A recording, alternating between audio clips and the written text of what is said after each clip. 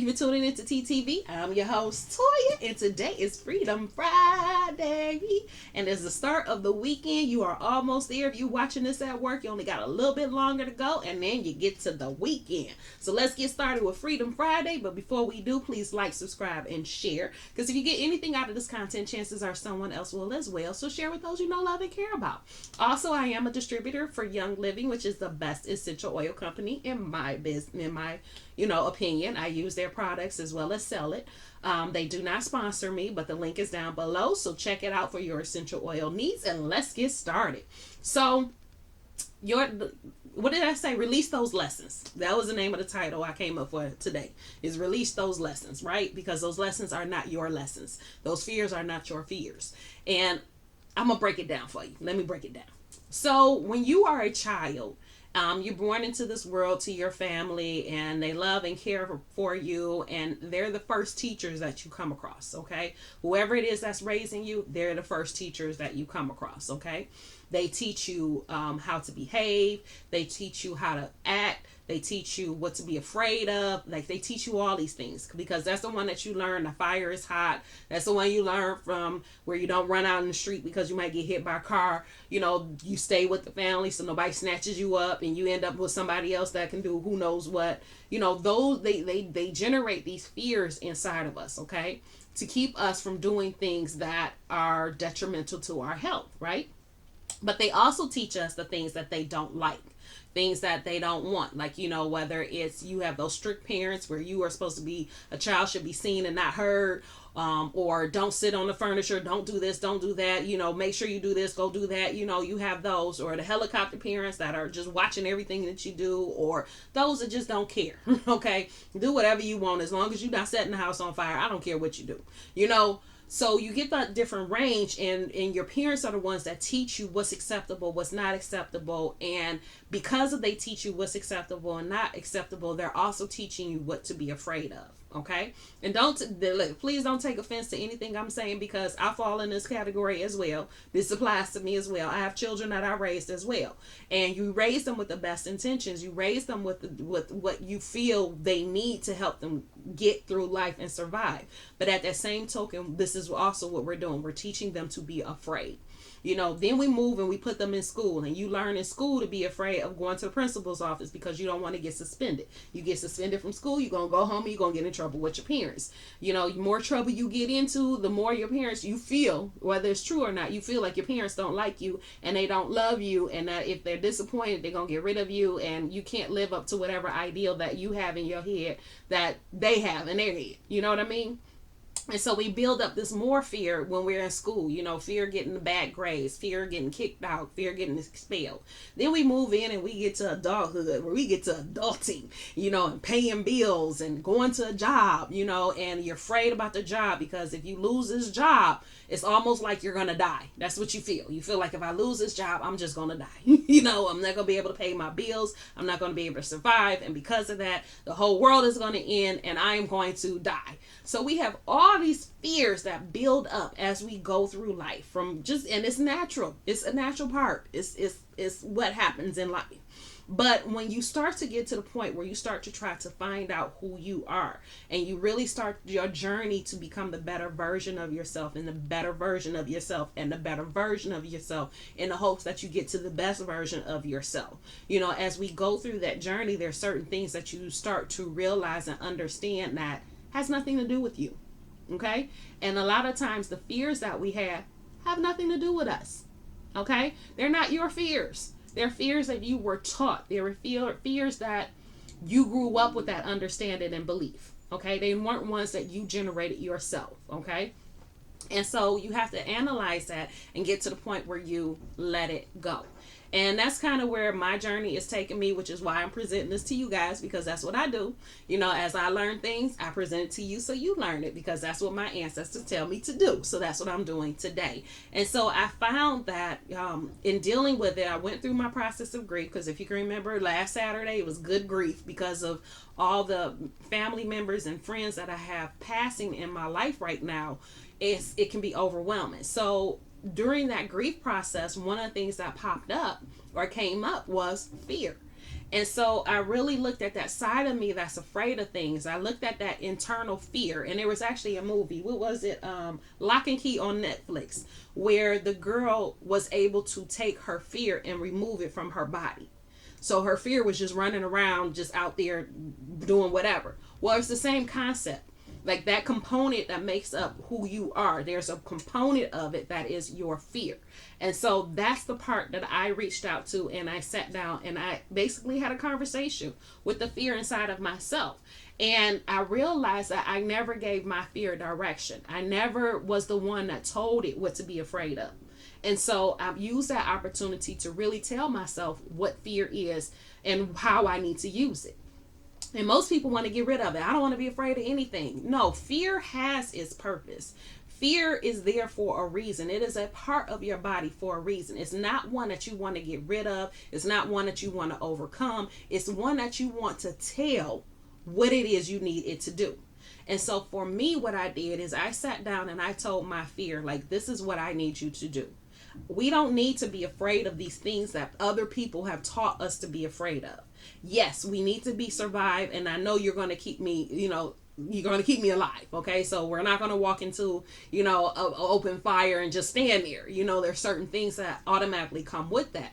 But you are my voice of reason. You are the one to help me see the other side. So where that adventurous side of me wants to go and let's do it all head first, let's run into it. The fear should be there to say, hey, hold on now. If you run in there, what's going to happen?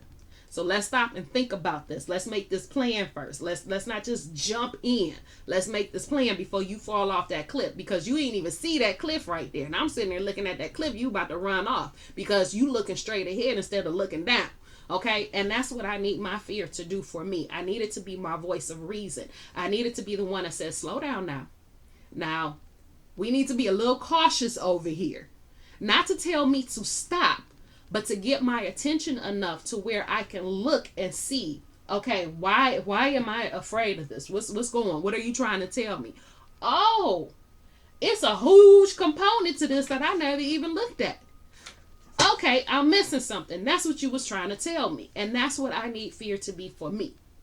I need it to be my voice of reason. I need it to be the thing that backs me up and says, hey, you need to slow down right here because you're not seeing everything that's going on.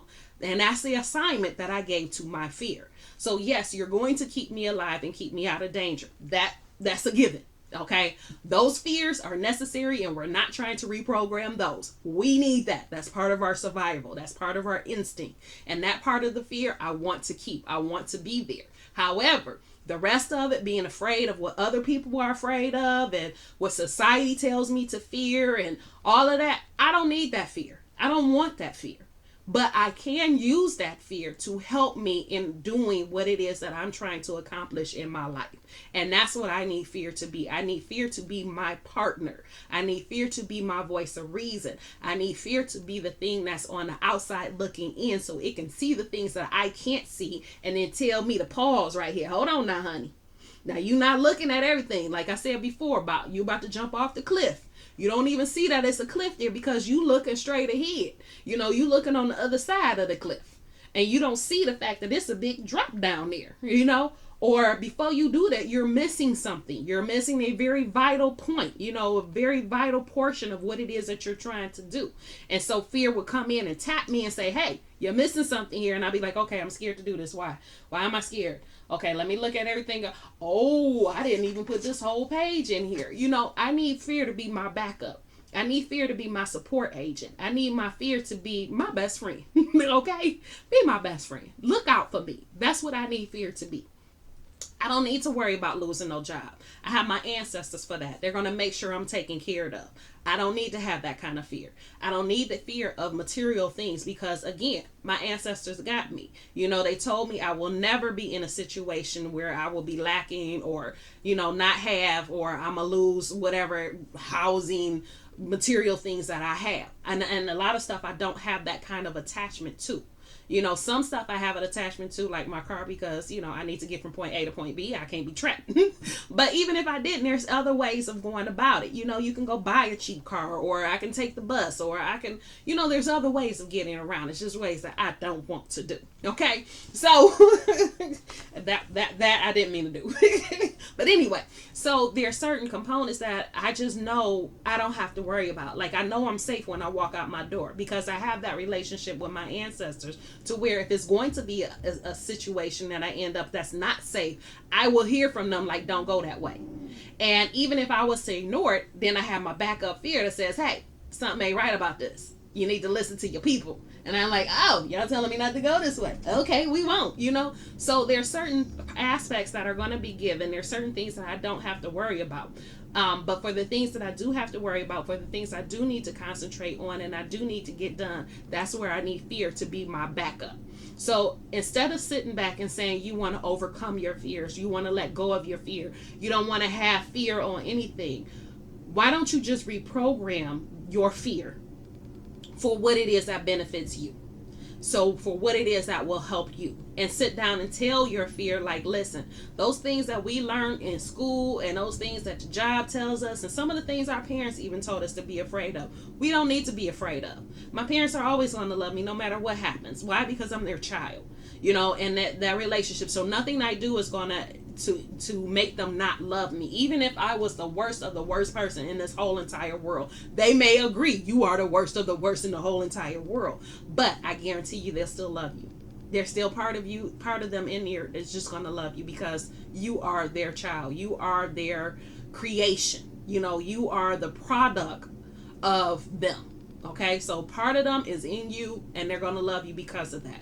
So instead of focusing on that and worrying about that and worrying about disappointing somebody, that's when you have to step out and be your own person. And when it comes to being your own person, that's when you need fear to be your backup. You need fear to be your support agent. You need fear to be your best friend. Okay, you need fear to look out for you, and you need to tell fear what it is that you needed to do, so that it's not guessing and just roaming around and making you afraid of everything. Tell it what you need to be afraid of, and tell it to let go of those things that you don't want to be afraid of. Program it. That's what we are. We are walking computers, right? That's what they say all the time with the electrical connections and the databases that's, located within this body. We are walking computers. So instead of allowing what somebody else programmed your body to do and be, you program it. Okay? You program it. And that's how you get to today's Freedom Friday, okay? Because everything we talk about on Friday has to do with freeing who you are to be you, to be the best version of you, okay? So, again, if you got anything out of today's lesson, please share with somebody else, because if you got anything out of it, chances are they will as well. So, I love you, and I will talk to you tomorrow.